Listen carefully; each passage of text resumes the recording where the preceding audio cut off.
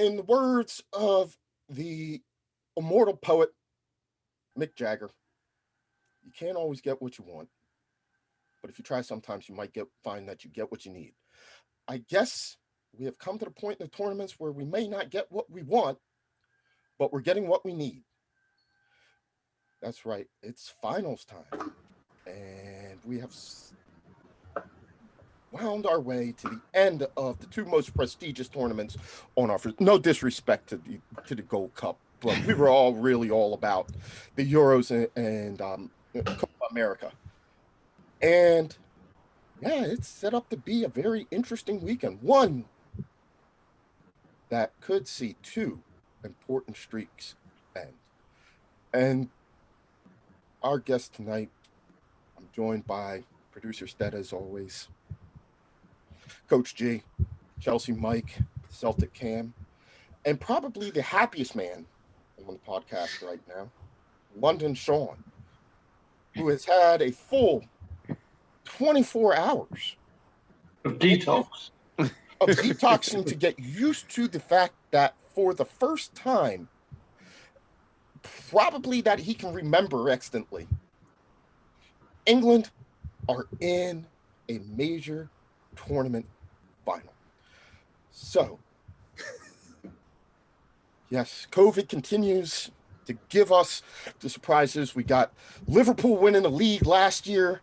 This year, England finds themselves in the major tournament final for the first time since 1966. And let's not let that overshadow too much the fact that Lionel Messi has a legitimate shot to win his first senior title with Argentina on Saturday. Stead, what a couple of days it could be. Yeah, this is actually really exciting. I know we haven't discussed Copa America too much on the show because most of the time the games seem to be on while we're having this on. But I've been able to creep in and watch some second halves and some late games and stuff. And while our esteemed colleague Los has pointed out the fact that it can be quite a hackathon, some of the football has been quite pretty to watch over the past couple of weeks. So I think we are blessed with two actually very, very exciting finals through four very, very storied teams. One storied as, the home of football, who has not had much success on the international stage, but the other three which have.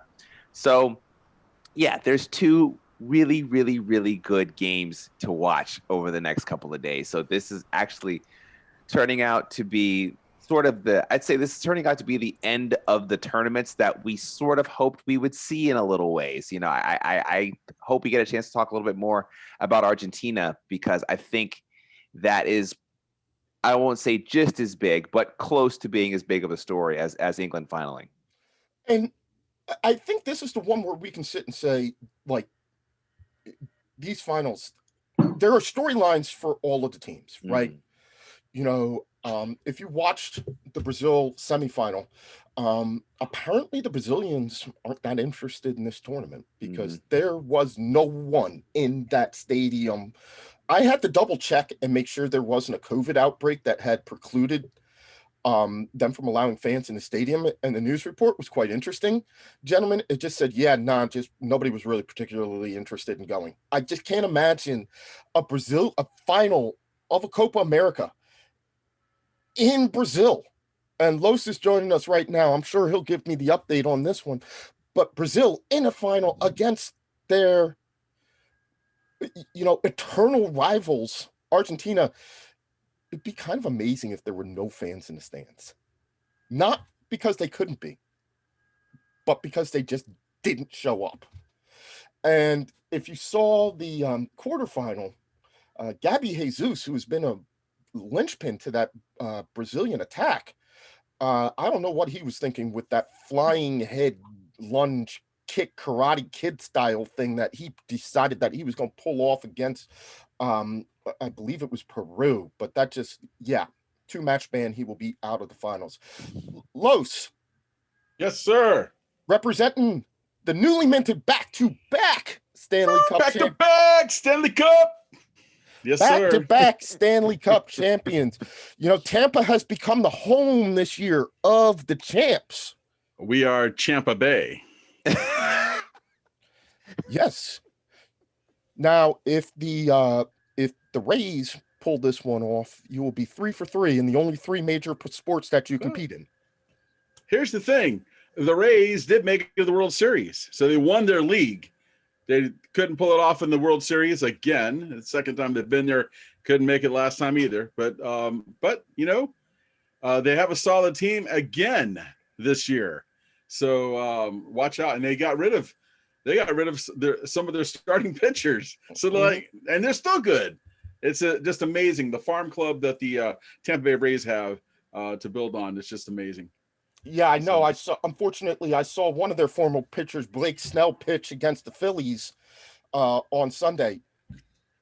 The Padres won. We're going to leave that one alone. But Los, I know you take care of this. So give us the long and short on this final. Messi looking for his first adult title. He may still be looking for his first after Saturday. So they're playing Saturday, right? Because the other one's on Sunday. So I'm telling you, Brazil looks difficult to defend. They look really sharp. They're able to put the ball in the back of the net any number of ways. And then when you look at Argentina, it's just not there. It's just they have a buildup. They have no real finishing until every now and then they get a nice little break and they go ahead and get it, or they get a free kick, and Messi's able to do it, or a penalty kick. I'm just not seeing. Whoa, lost my earpiece. I'm just not seeing Argentina doing what I want them to do, which is win this match, because I want them to win on Saturday. I want for Messi more than anything else. I mean, I really think it's ridiculous that you can't be the greatest of all time if you don't win a trophy for your nation. But it just I have a hard time with that. But people are hung up on trophies, and that's how they measure some people, and that's just the way it is. So I was mentioning right before you got on, I don't know if you caught it, but the lack of fans in the stadiums especially for Brazil's game against Peru earlier was quite surprising. There doesn't seem to be any restrictions on fans. It just was like they didn't care and they just didn't show up. Well, no, I think they're still got COVID restrictions down there. That's and it's worse in Brazil than it is in Argentina, which kind of strikes me as odd. I think I talked about this when they started the tournament. Argentina had it bad, and they said, you know what, we can't host this tournament. Brazil said, hey, we got it bad too, but we'll go ahead and take the tournament. But there's no fans in the stands. Mm-hmm. You hear it, it's being piped in, kind of like what they did the Premier League last season. They're piping in the fans, and I'm like, oh, just give me the empty stadium noise, man. I don't need to hear this fake, cheering going on in the background. And it seemed like all they had was, whenever the Spurs match was on, all they had was when the Spurs come marching in, and I'm like, okay, there's only so many times you want to sing that during the game. There's other things to sing, and they didn't have any of that stuff. So, oh well, what are you gonna do? Yeah, that's weird. It doesn't seem like they're that enthusiastic. So your prediction is Brazil to win and deny Messi his chance at greatness. Yeah, I think they're gonna win. I'm going to guess it'd be something like 3-1. But I'm hopeful Argentina puts off a 1-0 win. That'd be great. But if I was a betting man, Sean, I'm going with Brazil for the Copa America final. Well, considering your performance, Los, during the Euro competition we did, where you are currently running away with the title, so very well done. There? You're 36 points. You're 7 points ahead. Let me check my phone. I don't think that you can get caught. So well done. And of course, it would be very disappointing had Matt not come last in the competition, as being obviously the worst predictor we have in the show. So he's not here to hear it. Only a couple of places above him, to be fair. But I'll make sure Matt. I'll make sure he listens to this one. Right? Yeah. So I might take you up on that. Hey, Sean, you got to release the standings on that. I'd love to see how we all stack up. I know one thing, that Bolivia definitely did not do it. That's why they were 80-1. Exactly. I told y'all not to lost pick $10. Bolivia. Right. I told y'all not to do that. I told y'all not to do that. My prognostications for who wins may not always be good, but I can tell you not to bet on Bolivia. Ooh. Look who's number one there. Yeah. Hey, Number one there. Yeah. Look who's in the Number top one there. half. All right, I'm fifth. Yeah. I was fourth. I'm good. I'll take top four. I had a wise man once tell me, if you can be right when you're doing analysis 25% of the time, you're doing a fantastic job. Had we done this competition in the UK, one thing would not have happened. 6 of you predicted England to get to the final. I can guarantee you that no one would have predicted England to get to the final. Well, let's since you brought it up, let's go there with that, Sean. Start off. What is the mood like in beautiful, sunny England right now? It's great. We've drunk about 6 billion pints of lager. That was just on Monday night. They're having to manufacture another 26 billion pints of lager, getting ready for Sunday night, Monday night, Tuesday night, and Wednesday night next week. That's a lot of days to drink your sorrow away. Yeah, I know there's going to be a lot of beer drunk, that's for sure, win or lose.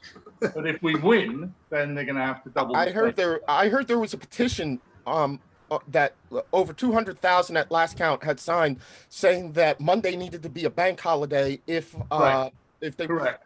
I'm pretty sure that whether or not England wins and whether or not it is officially made a holiday, not a lot of work will be done in England on Monday. I remember what it was like in Philadelphia when they went to the Super Bowl. Not much was going to happen in that city on Monday. So, my advice to anybody in jolly old England who owns a business or anything, just take the L. Give them the day off. They're not going to be productive even if they do come in. You're going to lose it. You will look better if you just shut it down now and understand that no win, lose, or draw, it's just not going to go well for you on Monday. I can't tell you what to do in Italy. For the most part, they're closed down on Monday anyway. It's the summer. Looks like I picked the wrong week to give up drinking. Yeah. But, just so. So you were asking about the mood. The mood is fantastic. G reminded me I had to cut up my shirt, It's Coming Home, which I was going to wear tonight, because as he rightly points out, it's never really been home as far as the Euros is concerned. Obviously, we've had a World Cup victory. And I have to congratulate Cam on Scotland being the only team so far to not be steamrolled by our fantastic England side. Well, Croatia, yeah. They are the only team that has not only resisted England, but nearly beat England. On the few chances that they had. And we can't wait. The media is just absolutely full of it. And there's rumours that the Queen will be wearing the New England shirt on Sunday night as well. New England Revolution? Yes. Yeah, Patriots? Yeah. Yes. The American humor. Yes. So, she's going to wear the New England Patriots shirt. Exactly. New England Patriots shirt. And we're very much on tenterhooks, but in Gareth we trust. Instead, that's a far cry from what they were saying a couple of months ago. Yep. I mean, even a couple of weeks ago. I asked Sean this last night when I spoke to him after the game, and I was, but I'll put this out to the pod. Where does now Gareth Southgate rank amongst England managers? The stats, he has by far the best. He's got the highest winning percentage by basically a country mile at 65%. He has now been in 3 tournaments, if you count the Nations League, and his worst finish is 4th. Like win, lose, or draw on Sunday. you kind of have to say, like, he's the right man for this job. You may not like what he does, but somehow he just keeps getting this job done. Yeah, I think too, when I was not too pro on what he was doing, I definitely was not paying attention to how stout the defense has been. I mean, what only thing that concerns me is you're looking at two teams that have given up what 3 goals total this whole tournament. So hopefully this doesn't turn into a 0-0 shootout game because that would be quite disappointing. But yeah, you have to give that Southgate his respect. And also I think that the way he's sort of empowered Raheem Sterling, and I know that the media over there just really does not give him any respect, and it's sad. And I was actually watching a YouTube video by HITC Sevens about Raheem Sterling, and it really points out a lot of the ways he is not treated well, and yet he still goes out there and you know, they were very quick to jump on Harry Kane once Harry Kane started to score a couple of goals. But I mean, say what you want. If England's able to pull this off, he has to be your golden ball winner. I don't think there's much of an argument there.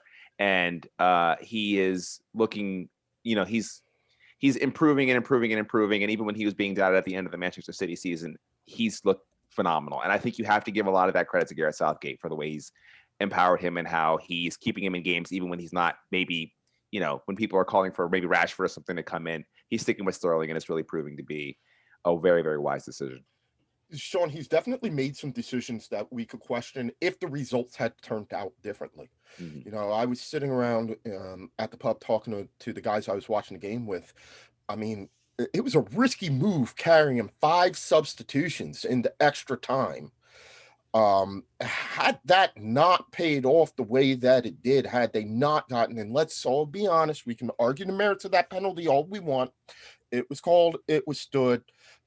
It wasn't a particularly good penalty by Harry Kane. He looked tired. He looked dead on his feet. I was screaming at the top of my lungs for him to just be yanked, but he was able to capitalize on a poor save by Schmeichel, who just fumbled it right back into his path. And England avoids the fate that they suffered in the last World Cup, where they lose in extra time to a goal scored by Croatia. This time they get it. They hold out. They could have used them, but some of the decisions that he made at points in time in that game were a bit risky. And you know, maybe that's a case of him just knowing his job better than we do, Sean. Yeah, I heard a piece about how the England setup had changed their view and philosophy about tournament football, and I think that's why we've seen England play, on the whole, a very defensive setup. So if we go back to the Germany setup, we were obviously trying to stop the wing backs, but if you looked at that back 3, back 5 with the wing backs, with Rice and Phillips in front of them, we were playing a 7-man defence. We weren't allowing the fullbacks to go up the field very much. So when that happens, you're relying on your front 3. I mean, I know we've played 4 at the back since then, but you're relying on those front 3 or 4 to hopefully make a difference. We're not really a counter-attacking side, so we're looking for those guys to sort of create chances through normal play. And in that respect, Sterling and Kane have come good at the right time, because Sterling is effectively making the chances himself. Kane, his confidence obviously came back after he scored the goal. I can't remember which was the first team he scored the goal against, but anyway, his confidence seems very high. So it's not the most exciting, but it's bloody efficient. And it'll be very interesting coming up against Italy, who I could probably say exactly the same thing about. So I think it's going to be a bit of cat and mouse on Sunday. Yeah, we're going to give G a chance to jump in. You have been on the Italian bandwagon since before you were the tournament started. You've been on the Italian bandwagon since there was an Italian bandwagon to get on, G, but you were the one who was telling me, watch out for this team. They're playing something like you haven't seen before. And, you know, no disrespect to Sean in England. They've probably been the best team in this tournament thus far in this, you know, it is not a young team. It's not a young team. It's youngish. But when you look at the average age of England, where, you know, most of those players are in their early to mid 20s, you know, most of the players on the Italian team are in their late 20s. And then, of course, you've got Bonucci and Chiellini, who have a combined age of Methuselah.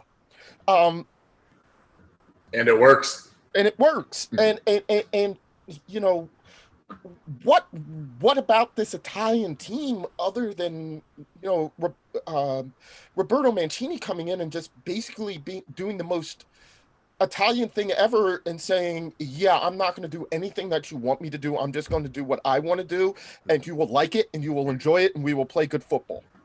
Exactly. Again, he's a proven coach in the Premier League. And that was a huge draw for the Italian national team was, we need a proven guy here. We need some guy that is a proven winner who can take, you know, old veterans and young guys and put them together and have success. We didn't make the World Cup. We didn't qualify for the World Cup a couple years ago, and here we are now in the finals of a Euro.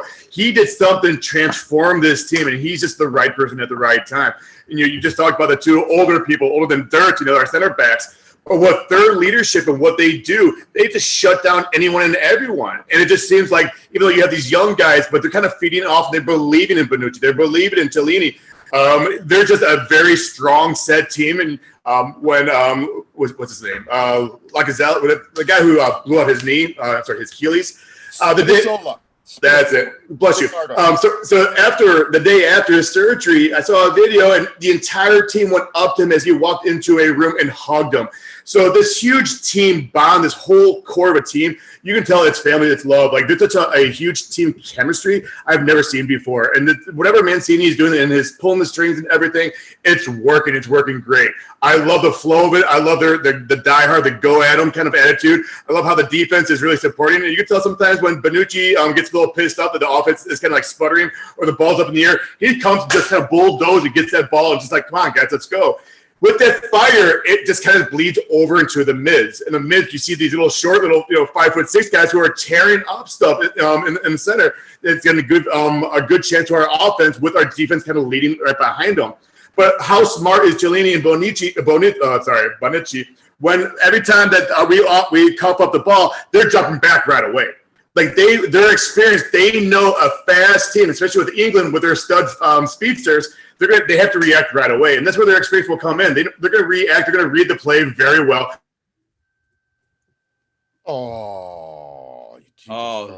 He was talking too fast. He was talking so fast he broke. He was talking so fast that he broke the computer. Broke the speed barrier. Mm-hmm. Flash. I'll start with. So now we They're get going to put him as well. There he is. Hey, Mama Mia. Yeah. You know, sometimes you got to break the sound barrier. Forget about it. You know what I'm saying? But what I'm saying, like, we got the defense. They're going to push up a little bit, but as soon as the offense turns the ball over, with the experience, they're going to drop back right away. And when even trying to counter, it's going to be very hard just because of the experience of Bonucci as well as Chiellini. So I love the defense. I love what they're doing right now. Again, I did not expect them to be this deep. I always thought that there'd be a little kind of a tournament shaker. But to be into the finals right now, it's beating my expectations. I thought the next tournament, the World Cup, they're going to be a major player. But shoot, these are major players right now. So even to be a close game, I think it might go to extra time. It might be 0-0, 1-1. But I think to be, like kind of Stead said, it might be kind of a barn burner. I hope it's not going to be kind of a kind of game. But we're going to see a lot of offensive chess players. It's going to be more of a strategic kind of game, kind of a control the field kind of possession game. That's really what these kind of games are going to be. We're not going to see the 3-0, 3-1s, with the Copa America finals. This is a different kind of game. So it's a different kind of chess strategy that we will see in other kind of games. So I'm looking forward to it. I love what Mancini's doing, and I love that, Los is wearing a blue shirt right now. We got Ukraine down below. He's wearing a blue shirt. We got Cam over here. So we got a lot of Italian love going here. So, it's good. It's good over here. No love for Italy, man. Go Bolts. We can wear a white shirt. We couldn't. Italy and Ukraine, I can assure you, are vastly different places. Correct. Yeah, and different cultures and everything. Yes, sir. We couldn't get. We're a little better looking, anyways. But yeah, we couldn't. But I will say this: you're either a red person in soccer, or you're a blue person. It's like Bloods and Crips writ large. Right. I'm definitely cripping right now. My team is Poland, so I violate that rule. But yes. So we switch with our club team and our national team. Love it. Norwich City. Sean, then you have teams like Barcelona and Crystal Palace who just You've can't. got red and blue. Yeah, who just can't make up their minds. Newcastle. Newcastle, who go. Yeah. So Mike, Cam, Los, you guys represent the part of the panel that's supposed to be disinterested bystanders. But we can't actually find people who actually do that. So yeah, I'm sure you have your opinions on this. We'll start with Cam, who I know whose opinion is, let me channel this, anybody but England. Yes, the Scottish population has seemingly made the deal to the Italian population that if they win, we'll stop deep frying pizza in Scotland. So there's a lot on the line for this game in terms of the Deal. population. I'm good with that. Yeah, we're putting it all out there. I've even No pineapple either. I was going to say, as an add-on, we're going to take pineapple away too. So there's a lot riding on this for Scotland. Love it. They're not going to put haggis on pizza either. Oh, let's not go too far now. Let's not go too far. We're crossing a line there now. That line doesn't. Mars bars? Still allowed to fry Mars bars? Ooh, I love a fried Mars bar. Yeah. It takes an average of 6 months off your life, but it's worth it. You know where the average age expectancy is about 32 for males in Scotland, is it? Yeah, that's probably even pushing it, to be honest. Probably pushing it. With Iron Brew. It's that great Scottish diet of fried Mars bars, fried pizza, haggis, and beer and scotch. Oh, God, take me home, please. It's amazing that you guys can't knock people out with your hard arteries. Honestly, I'm sure it's been done before. But no, for this game, you know that if you ask any Scottish fan who do you support, they say Scotland and anyone that plays England. So yes. Yeah, absolutely. I mean, I will say, and I do have to say, like, I've really enjoyed, I think Italy's creativity so far in terms of their play has been beautiful. They've been organized but creative at the same time and well disciplined. And in this Euro, there haven't been too many teams where I've said, I don't necessarily have one I'm supporting, but I really enjoy watching. And Italy, to me, seems like a team that's kind of bringing back that creative, beautiful football, especially against some of these bigger teams in Europe. I really, really enjoy watching Italy play, be as creative as they have been, as I say, with this team that's kind of not necessarily super young, but veteran.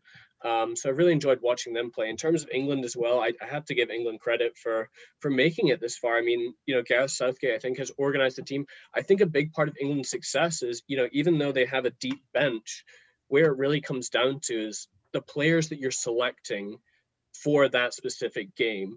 The team chemistry that's going to work against that team. When you're playing all these different teams in Europe, each league in Europe is different. A lot of these players some of them play in more physical leagues, some of them play in more fast-paced leagues that are built around footwork, like Italy, like things like that. And I think he's done a really fantastic job of selecting the specific players for each of his games and making that work for those games. So I definitely have to give Southgate credit for his management, his team picking, without a doubt.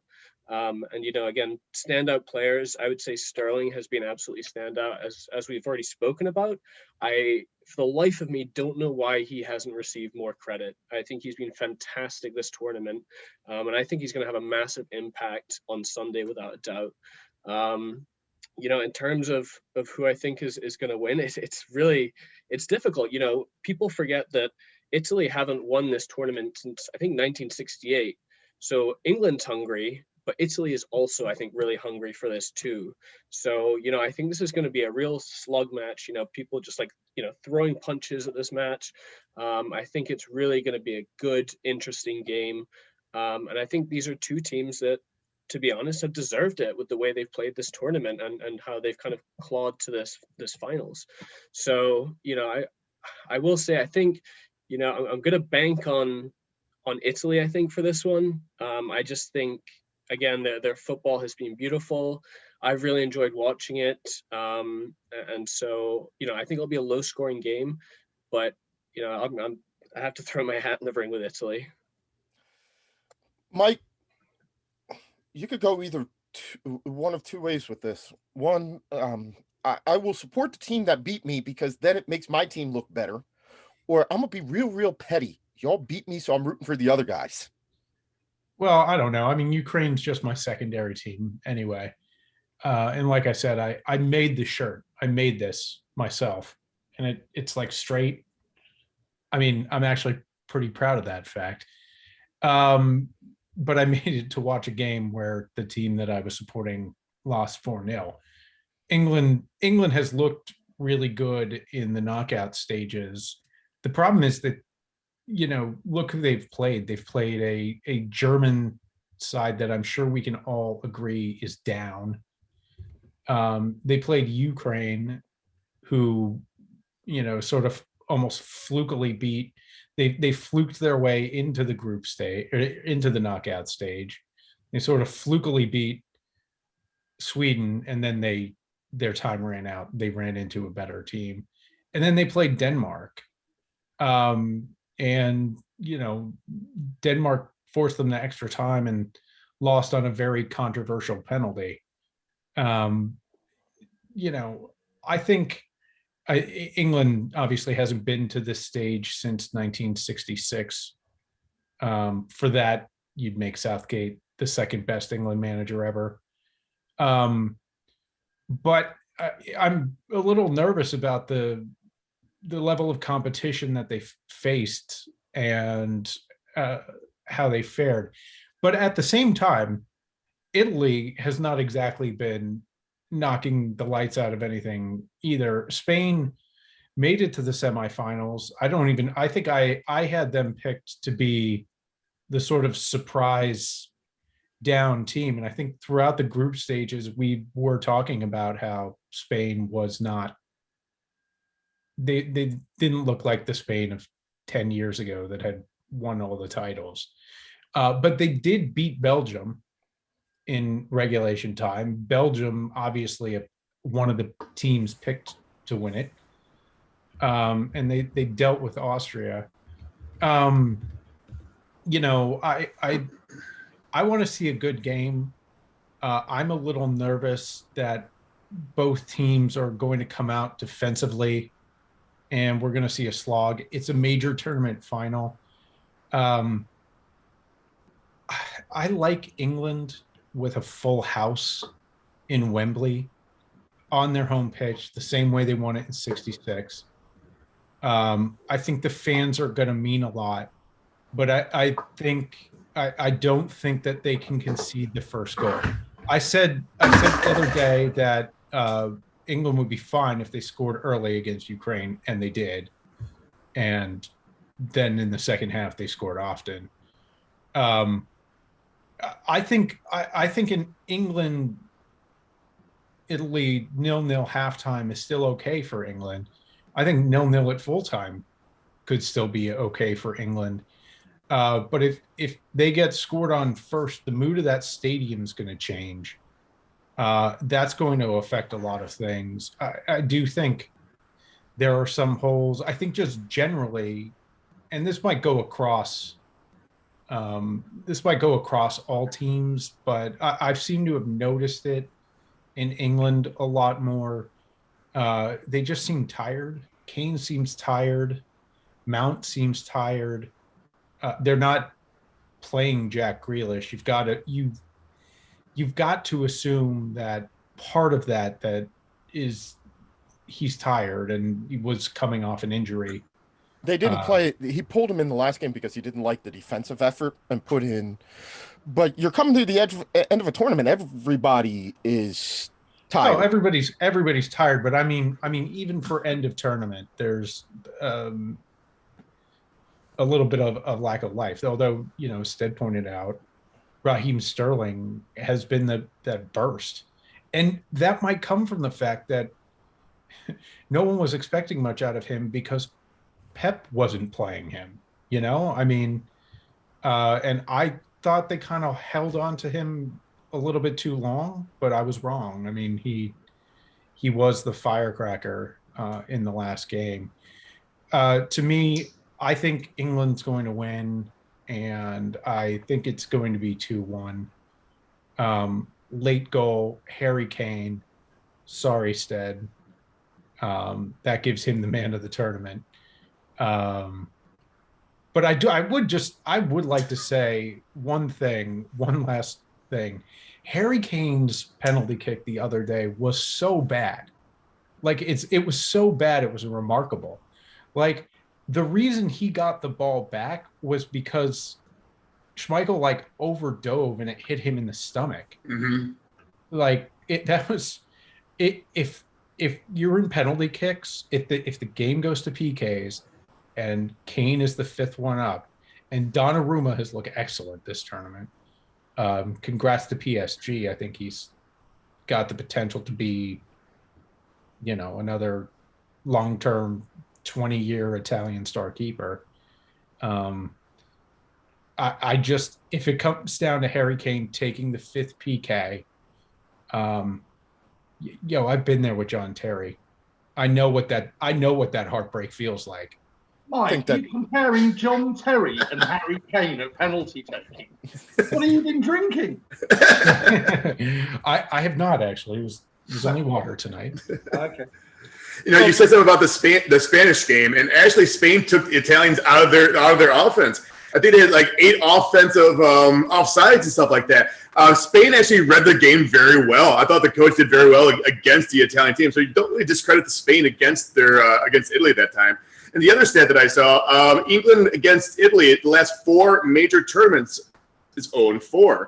So Italy has won the last 4 times in Euros as well as World Cup. So let's make it 5-0. We have 5 fingers. Let's do 5-0. We'll just keep on going. Yeah, but check out how many times England had lost to Germany in tournaments before this tournament as well. Yeah, but it's not Italy. Same record. Can I just throw something in here? Has this not been the worst tournament for penalty kicks you have ever seen? I cannot recall seeing more players come up who look more unsure of themselves for taking penalty kicks in this tournament. Not just in shootout situations. You're seeing so many guys who watch one too many Bruno Fernandes free kicks, and they just don't want to go and kick the ball anymore. I think one thing is anybody who's complaining about like penalties being an unfair way to decide these has missed how bad the penalties have been. Exactly.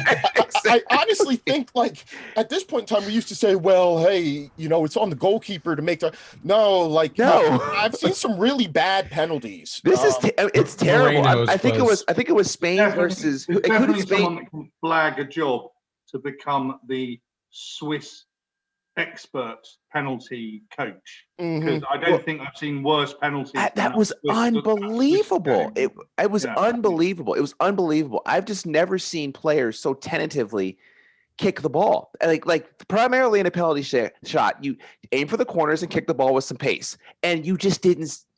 I was shocked. I mean, I rarely stumble on my words like this. I was typing in the chat just going, I don't believe I've ever seen something this poor that has occurred at this level for penalty kicks. And I'm looking at them going, they need to go back to golden goal because this is sad. It's not even exciting. And even own goals twice. Spain was terrible twice. Mm-hmm. Mm-hmm. Yeah, most number of own goals, I think, in any European. Sloppy. No, but it's more than every other tournament combined. Yeah, I just looked it up. Apparently, there's been 20 in total since the Euros have been going, and 11 of them have been in this competition. This tournament, yeah. We saw a ton of own goals in the last World Cup. Last World Cup, yeah. Own goals are that weird thing.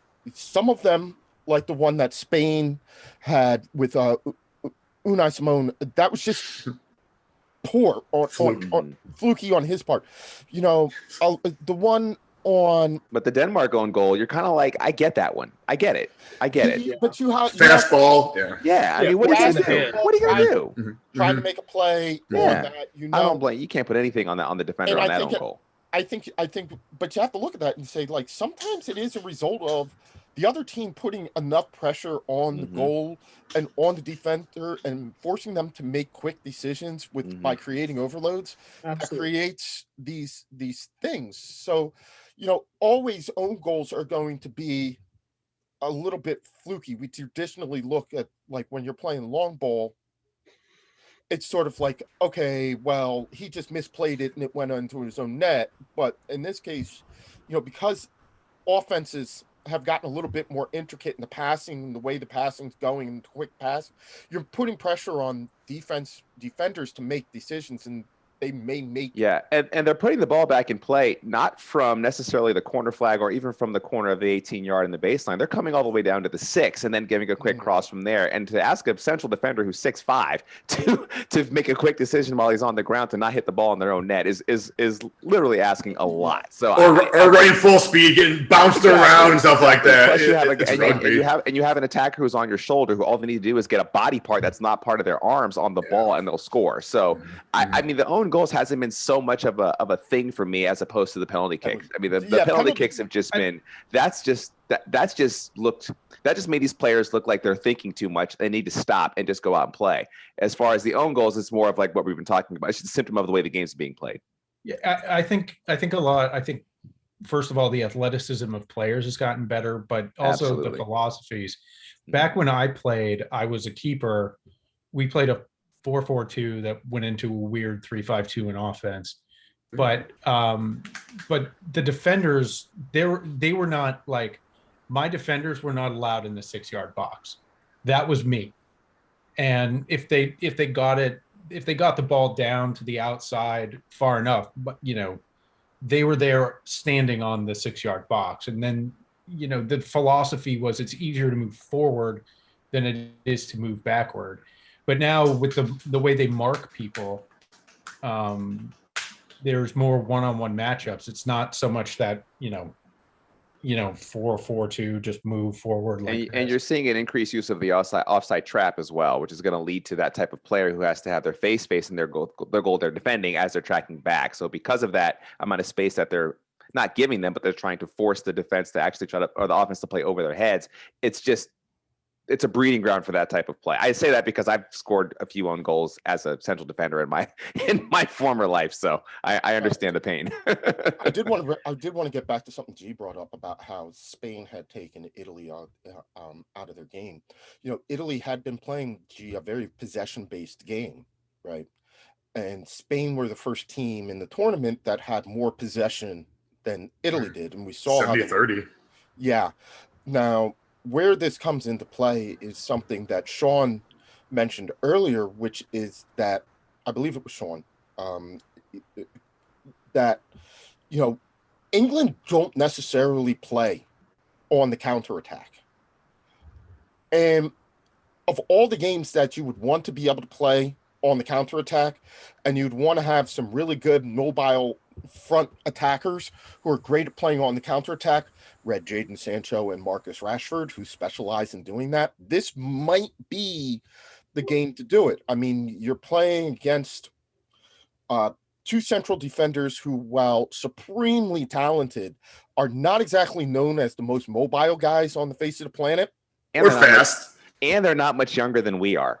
Yes, and one would think this might be the opportunity to have somebody like Rashford, who's made a living at Man United, running up and down in those channels, just basically living on the hip of the guy, the last man there.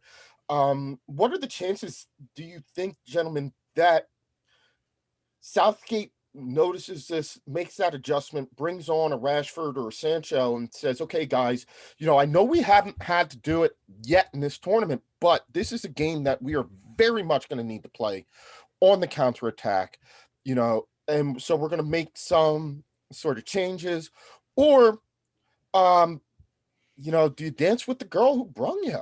What do you think, Los? Well, if I see Sancho come in as a sub, I'll probably drop my jaw. I mean, because he's been ready to come in. I think he saw one sniff of a game, and that's it. Why isn't Southgate playing this guy? Getting back to the Grealish thing, this last game, there was he did talk about it in the press where Southgate did, where he put Jack on and then went ahead and subbed him out. He jack off? Yeah, no. Oh, come on. This jack on. Okay, just want to make sure. Jack was on and then he was off. He subbed him off. I'm muting you, G. Just want to make sure. He said, okay, but and he did it for defensive purposes. And he said the person, he could either take out Sterling or it could take out Grealish. And he's like, Sterling was giving him fits. He said, I'm not taking him out. I'll take out Jack. So that's what happened there. I think let me see. There was a couple other things I wanted to talk about. Oh yeah, we were talking about Spain and Italy, and it's too bad that they weren't playing because I've dug up the old banner here. You know who gave me this? You know who gave me this thing? Well, he didn't give it to me. I bought it. But the El Bombadero, El Bombo, Manolito, Manolo, he went ahead and sold me this in Orlando back in 1996. So anyway, all right. So well, getting back to the Euro final, my prediction is a lot like what Mike said: 2-1 England.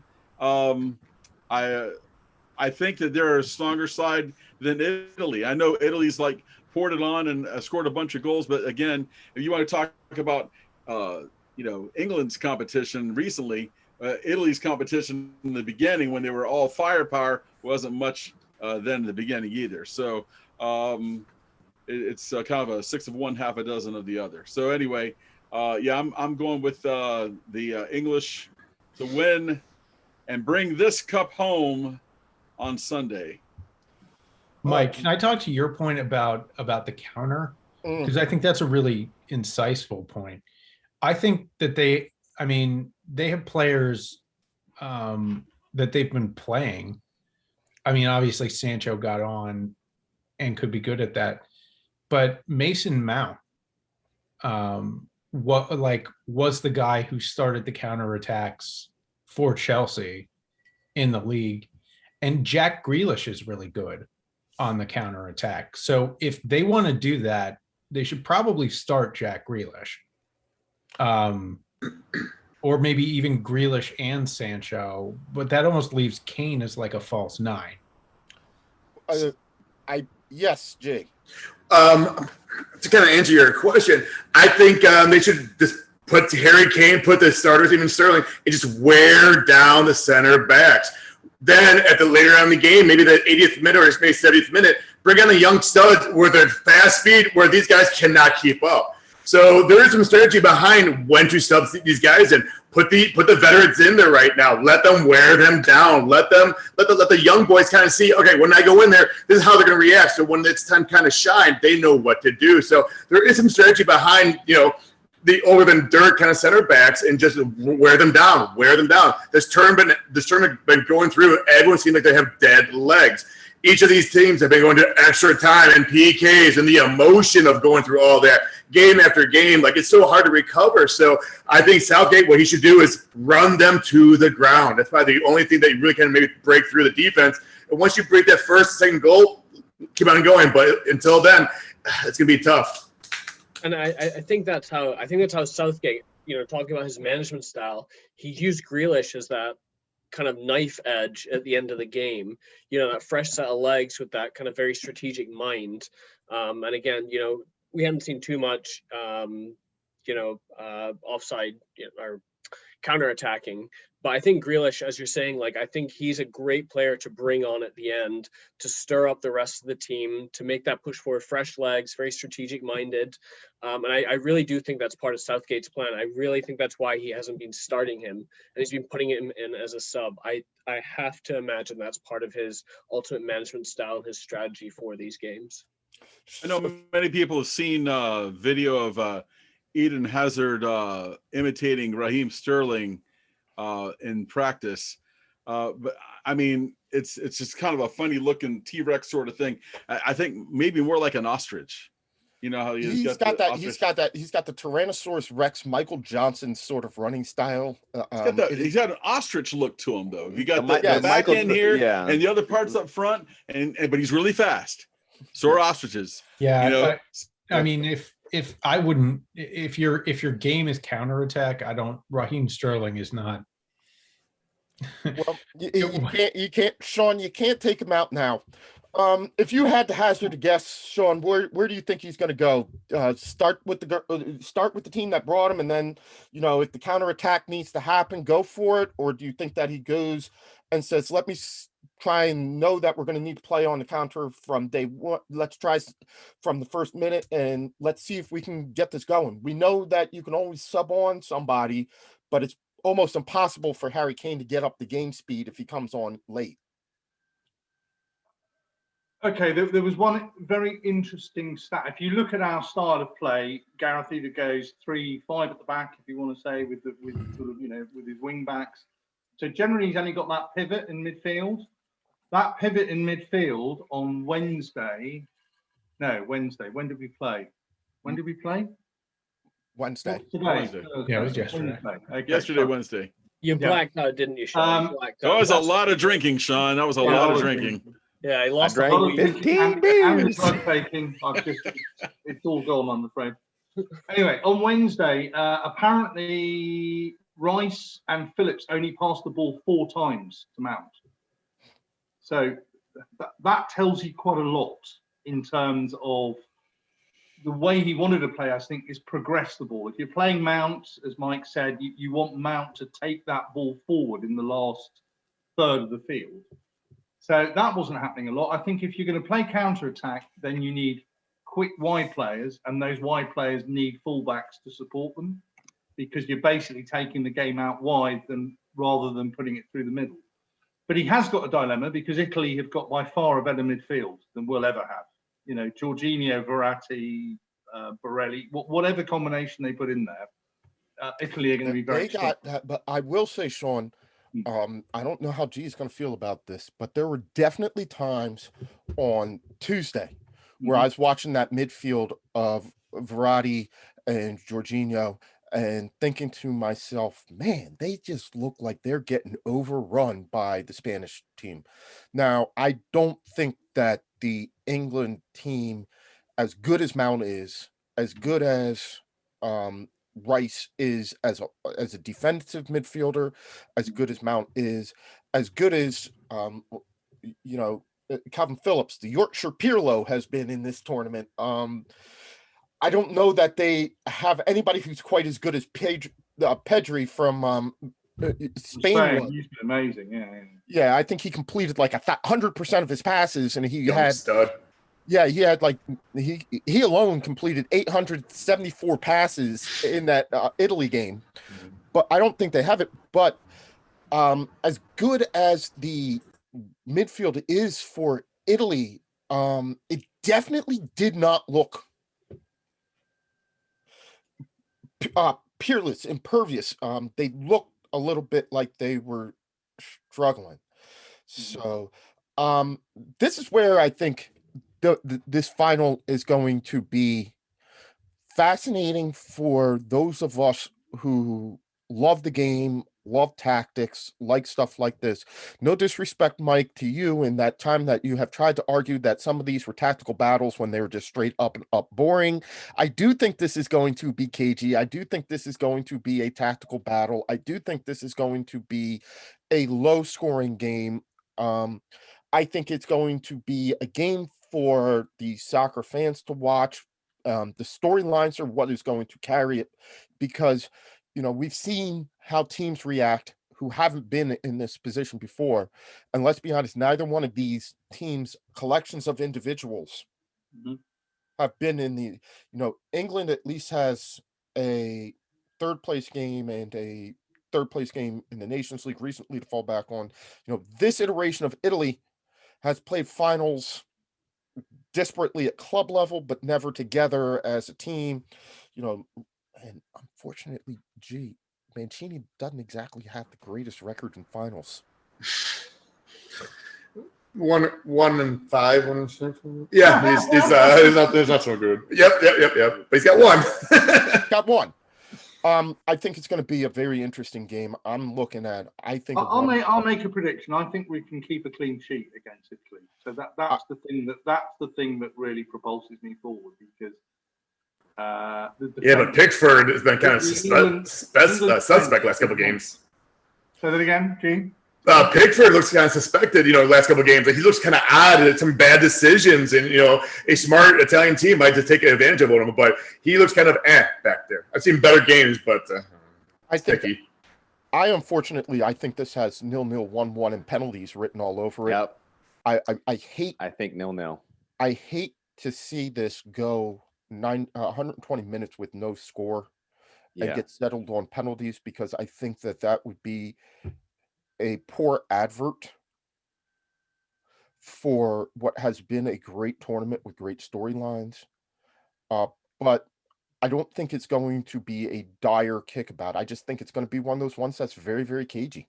And you're going to see a lot of missed opportunities, not missed opportunities, but let's call them underdeveloped opportunities, where a player gets in, and if they make the more aggressive decision to look left or right or take the shot on themselves, it has the opportunity to be a goal. But because we're being a little bit careful, somebody's going to have to put their foot on the gas. Somebody's going to have to get aggressive.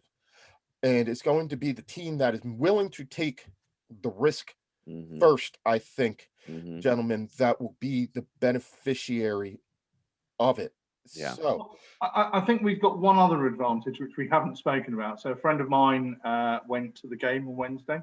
So if you looked at those pictures that I was sending you on the WhatsApp group, that was Simon taking those pictures for me. Bless his soul. He watches England home and away, and he said that the atmosphere was just incredible.